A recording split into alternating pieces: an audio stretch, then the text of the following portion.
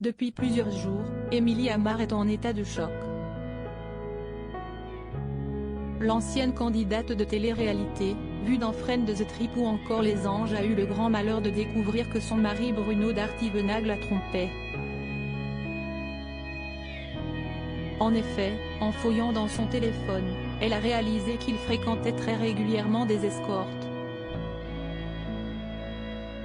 Bouleversée, elle dévoilait alors les messages qu'il envoyait ou qu'il recevait sur ses réseaux sociaux, dont l'un d'entre eux provenait notamment d'une certaine Natacha, une belle trans de 27 ans.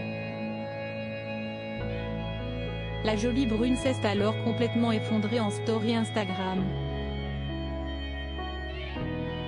Et son état semble-t-il empirer les jours qui ont suivi.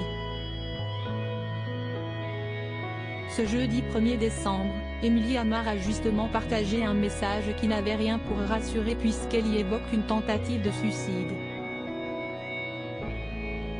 Mon passage à l'acte face à l'indifférence que je n'aille pas supporter n'avait pas lieu d'être.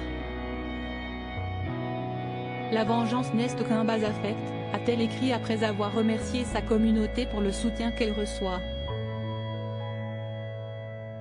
Je suis un petit légume. Émilie Amar fait ensuite comprendre qu'elle se fait désormais aider, sans doute au sein d'un établissement spécialisé. J'ai droit à mon téléphone quelques heures par jour ici. Je suis accompagnée par des professionnels.